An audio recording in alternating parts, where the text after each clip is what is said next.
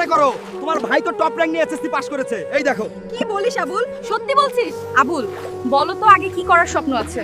বোন, আমি থাইল্যান্ড থেকে এগ্রিকালচারাল পিএইচডি করতে চাই। ঠিক আছে ভাই। মেম্বার কাকু, এই নিন আমার জমির কাগজ রেখে আমাকে 5 লাখ দিন। এই জমির জন্য তো আমি শুধু 1 লাখ দিতে পারি, যদি হয় তাহলে বলো। এখন আমি কি করি? এই 1 লাখ দিয়ে তো আবুলের ফ্লাইট টিকিটও পাওয়া যাবে না। এখন আমি আরো টাকা কোথায় পাই? হে আল্লাহ, আমাকে শক্তি দাও। শুনুন গ্রামবাসী, ডিমকে বলে আন্ডা, সবার গুয়া ঠান্ডা। আজকে খেলা হবে পুরা দুরা জান্ডু মুন্ডা। কেউ কি আছেন যে এই খাঁচার ভিতর থেকে সোনার পাতিল বের করতে পারবে? সেটাই তাকে দেওয়া হবে। দেখুন সবাই, দেখুন, কাশেম আর হাসেমের মতো শক্তিশালী মানুষও পারেনি। আপনাদের মধ্যে কে আছেন? সাহস থাকলে সামনে আসুন।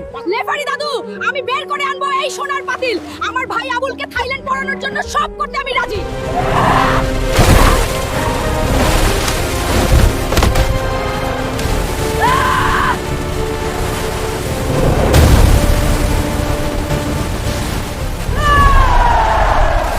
অসম্ভবকে সম্ভব করে দেখিয়ে দিল বুলবুলি। এবার হবে আবুলের থাইল্যান্ড যাত্রা। বন্ধুরা, আবুলকে থাইল্যান্ড পাঠিয়ে দিলাম বুলবুলি পাওয়ার। ভালো লাগলে লাইক আর সাবস্ক্রাইব করে পাশে থাকো, কমেন্টে জানাও।